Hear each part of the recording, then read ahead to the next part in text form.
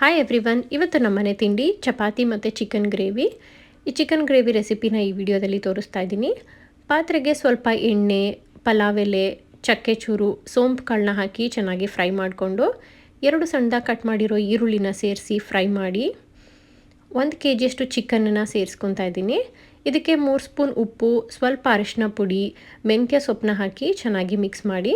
Non veg ಗ್ರೇವಿಗಳಿಗೆ, ಬಿರಿಯಾನಿಗೆ ಮೆಂತ್ಯ ಸೊಪ್ಪು ಹಾಕಿದ್ರೆ ಟೇಸ್ಟ್ ತುಂಬ ಚೆನ್ನಾಗಿ ಬರುತ್ತೆ. ಚಿಕನನ್ನು ಒಗ್ಗರಣೆಗೆ ಹಾಕಿದಾಗ ನೀರು ಬಿಟ್ಕೊಳ್ಳುತ್ತೆ. ಆ ನೀರೆಲ್ಲ ಹೋಗೋವರೆಗೂ ಚೆನ್ನಾಗಿ ಚಿಕನ್ನ ಫ್ರೈ ಮಾಡಿಕೊಂಡು ಶುಂಠಿ, ಬೆಳ್ಳುಳ್ಳಿ, ಕೊತ್ತಂಬರಿ ಸೊಪ್ಪನ್ನ ಪೇಸ್ಟ್ ಮಾಡಿ ಸೇರಿಸಿ 2 ಟೊಮ್ಯಾಟೊ ಹಣ್ಣನ್ನ ರುಬ್ಬಿ ಹಾಕ್ತಾಯಿದ್ದೀನಿ. ಮಸಾಲೆಗೆ ಕಾಯಿ, ಕಡಲೆ, ಚಕ್ಕೆ, ಲವಂಗ, ಏಲಕ್ಕಿನ ಪೇಸ್ಟ್ ಮಾಡಿ ಸೇರಿಸಿ 1 ಸ್ಪೂನ್ ಖಾರದ ಪುಡಿ, ಅರ್ಧ ಸ್ಪೂನು ಗರಂ ಮಸಾಲ, ಅರ್ಧ ಸ್ಪೂನು ಧನಿಯಾ ಪುಡಿ ಹಾಕಿ ಎಲ್ಲನೂ ಚೆನ್ನಾಗಿ ಮಿಕ್ಸ್ ಮಾಡಿಕೊಂಡು ಬೇಯಿಸ್ಕೊಂಡ್ರೆ ಸಿಂಪಲ್ ಆಗಿರೋ ಚಿಕನ್ ಗ್ರೇವಿ ರೆಡಿ ಆಯಿತು.